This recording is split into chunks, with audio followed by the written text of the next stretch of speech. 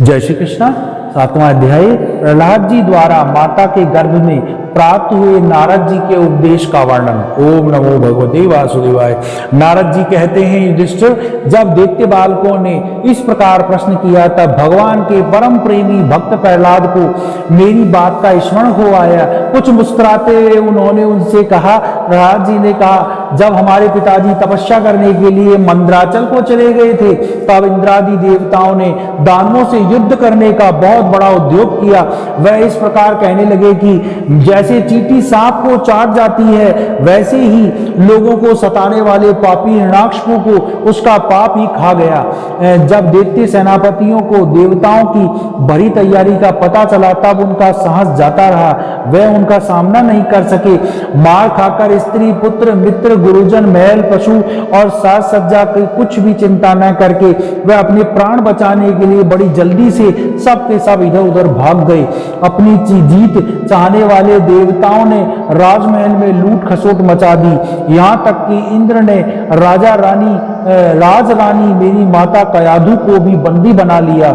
मेरी माँ भय से घबराकर कुर्री पक्षी की भांति रो रही थी और इंद्र उसे बलात् लिए जा रहा था।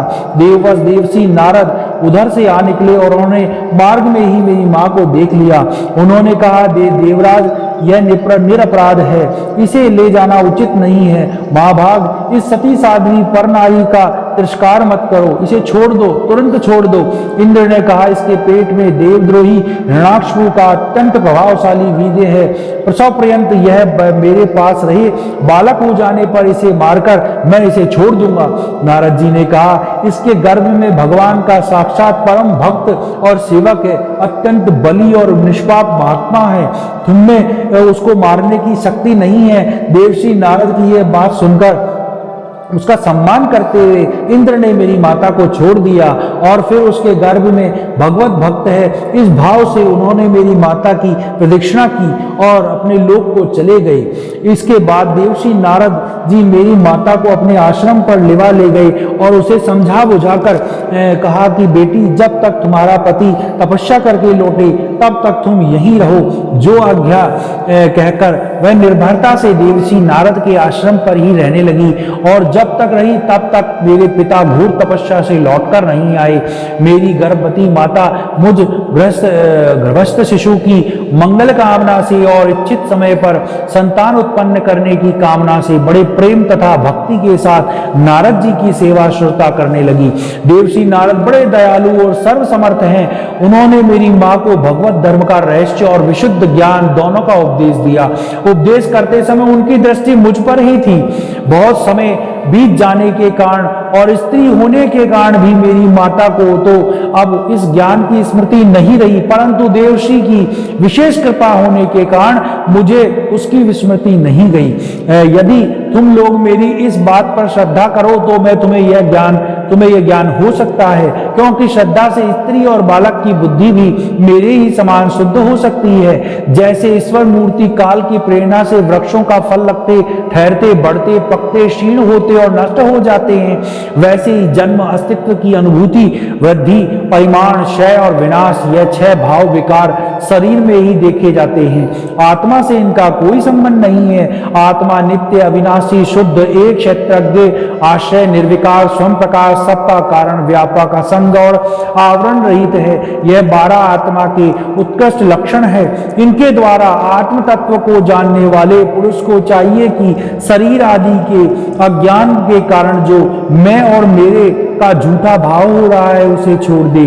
जिस प्रकार स्वर्ण की खानों में पत्थरों में मिले हुए स्वर्ण को उसके निकलने की विधि जानने वाला स्वर्णकार उस विधि से उसे प्राप्त कर लेता है, वैसे ही अध्यात्म तत्व को जानने वाला पुरुष आत्म प्राप्ति के उपायों के द्वारा अपने शरीर रूप क्षेत्र में ही ब्रह्म पद का साक्षात करा लेता है। आचार्य ने मूल प्रकृति महतत्व अहंकार और पंच तन्मात्रा इन 8 तत्वों को प्रकृति बतलाया है। इनके 3 गुण हैं, सत्व रज और तम, तथा उनके विचार है 16, 10 इंद्रियें, 1 मन और 5 महाभूत। इन सब में एक पुरुष तत्व अनुगत है। इन सब का समुदाय ही देह है यह दो प्रकार का है, स्थावर और जंगम। इसी में अंतःकरण, इंद्रिय और आत्म वस्तुओं का यह आत्मा नहीं है। इस प्रकार बांध करते हुए आत्मा को ढूंढना चाहिए। आत्मा सबसे अनुगत, सब में अनुगत है, परंतु है वह सबसे पृथक। इस प्रकार शुद्ध बुद्धि से धीरे धीरे संसार की उत्पत्ति, स्थिति और उसके प्रलय का विचार करना चाहिए। उतावली नहीं करनी चाहिए। जागृत, स्वप्न और सुषुप्ति ये तीनों बुद्धि की वृत्तियां हैं। इन वृत्तियों का जिसके द्वारा अनुभव होता है वह सबसे अतीत, सबका साक्षी परमात्मा है। जैसे गंध से उसके आश्रय वायु का ज्ञान होता है, वैसे ही बुद्धि का इस कर्मजन्य और बदलने वाली तीनों अवस्थाओं के द्वारा इसमें साक्षी रूप से अनुगत आत्मा को जाने। गुणों और कर्मों के कारण होने वाला जन्म मृत्यु का यह चक्र आत्मा को शरीर और प्रकृति से पृथक न करने के कारण ही है। यह अज्ञान मूलक एवं मिथ्या है, फिर भी स्वप्न के समान जीव को इसकी प्रतीति हो रही है। इसलिए तुम लोग को सबसे पहले इन गुणों के अनुसार होने वाले कर्मों के बीज ही नष्ट कर देना चाहिए। इससे बुद्धि वृत्तियों का प्रवाह निवृत्त हो जाता है। इसी को दूसरे शब्दों में योग या परमात्मा से मिलन कहते हैं। यो तो इस त्रिगुणात्मक कर्मों की जड़ उखाड़ फेंकने के लिए अथवा बुद्धि वृत्तियों का प्रवाह बंद कर देने के लिए शास्त्रों साधन है, परंतु जिस उपाय से और जैसे सर्वशक्तिमान भगवान से मैं स्वाभाविक निष्काम प्रेम हो जाए वही उपाय सर्वश्रेष्ठ है। यह बात स्वयं भगवान ने कही है। गुरु के प्रेम पूर्वक सेवा, अपने को जो कुछ मिले वह सब प्रेम से भगवान को समर्पित कर देना, भगवत प्रेमी महात्माओं का सत्संग, भगवान की आराधना, उनकी कथा वार्ता में श्रद्धा, उनके गुण और लीलाओं का कीर्तन, उनके चरण कमलों का ध्यान और उनके मंदिर मूर्ति आदि का दर्शन पूजन आदि साधनों से भगवान में स्वाभाविक प्रेम हो जाता है। सर्वशक्तिमान भगवान श्री हरि समस्त प्राणियों में विराजमान है। ऐसी भावना से यथाशक्ति सभी प्राणियों की इच्छा पूर्ण करें और हृदय से उनका सम्मान करें। काम, क्रोध, लोभ, मोह, मद और मत्सर इन 6 शत्रुओं पर विजय प्राप्त करके जो मनुष्य इस प्रकार भगवान की साधन भक्ति का अनुष्ठान करता है उन्हें उस भक्ति के द्वारा भगवान श्री कृष्ण के चरणों में अनन्य प्रेम की प्राप्ति हो जाती है। जब भगवान की लीलाश्वरों से किए हुए अद्भुत पराक्रम, उनके अनुपम गुण और चरित्रों का श्रवण करके अत्यंत आनंद का उद्रेक से मनुष्य का रोम रोम खिल उठता है, आंसुओं के मारे कंठ गदगद हो जाता है और वह संकोच छोड़कर जोर जोर से गाने, चिल्लाने और नाचने लगता है। जिस समय वह ग्रहग्रस्त पागल की तरह कभी हंसता है, कभी करुण चिंतन कंदन करने लगता है, कभी ध्यान करता है, कभी भगवत भाव से लोगों की वंदना करने लगता है, तब वह भगवान में ही तन्मय हो जाता है।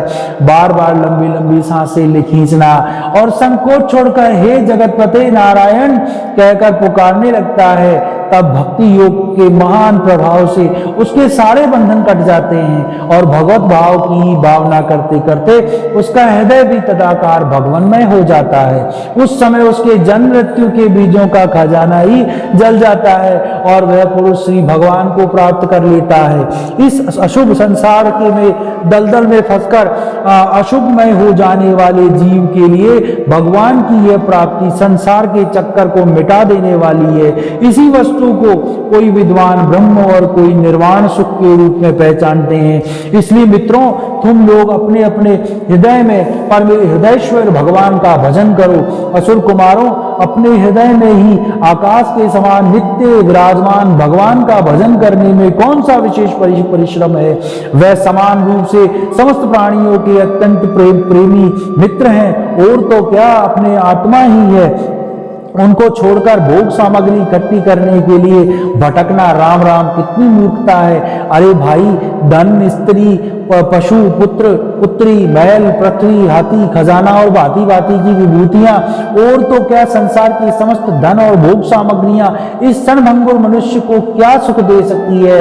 वह स्वयं ही क्षणभंगुर है। जैसे इस लोक की संपत्ति प्रत्यक्ष ही नाशवान है, वैसे ही यज्ञों से प्राप्त होने वाले स्वर्ग आदि लोक भी नाशवान और अपेक्षित एक दूसरे से छोटे बड़े नीचे ऊंचे हैं। इसलिए वह भी निर्दोष नहीं है। निर्दोष है केवल परमात्मा।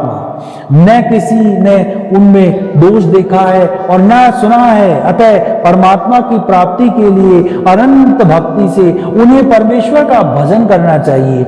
इसके सिवाय अपने को बड़ा विद्वान मानने वाला पुरुष इस लोक में जिस उद्देश्य से बार बार बहुत से कर्म करता है, उस उद्देश्य की प्राप्ति तो दूर रही, उल्टा उसके विपरीत ही फल मिलता है और निसंदेह मिलता है। कर्म में प्रवृत्त होने के दो ही उद्देश्य होते हैं, सुख पाना और दुख से छूटना। परंतु जो पहले कामना न करने के कारण सुख में निमग्न रहता है, उसे ही अपने कामना के कारण यहाँ सदा सर्वदा दुख ही भोगना पड़ता है। मनुष्य इस लोक में सकाम कर्मों के द्वारा जिस शरीर के लिए भोग प्राप्त करना चाहता है, वह शरीर ही पराया सियार कुत्तों का भोजन और नाशवान है। कभी वह मिल जाता है और कभी बिछुड़ जाता है। जब शरीर का ही यह दशा है, तब इससे अलग रहने वाले पुत्र, स्त्री, महल, धन संपत्ति, राज्य, खजाने, हाथी, घोड़े, मंत्री, नौकर, चाकर, गुरुजन और दूसरे अपने कहलाने वालों की तो बात ही क्या है। यह तुच्छ विषय शरीर के साथ ही नष्ट हो जाते हैं। यह जान तो पड़ते हैं पुरुषार्थ के समान, परंतु है वास्तव में अनर्थ रूप ही। आत्मा स्वयं ही अनंत आनंद का महान समुद्र है। उसके लिए इन वस्तुओं की क्या आवश्यकता है? भाइयों, तनिक विचार तो करो। जो जीव गर्भाधान से लेकर मृत्यु पर्यंत सभी अवस्थाओं में अपने कर्मों के अधीन होकर क्लेश ही क्लेश भोगता है, उसका इस संसार में स्वार्थ ही क्या है?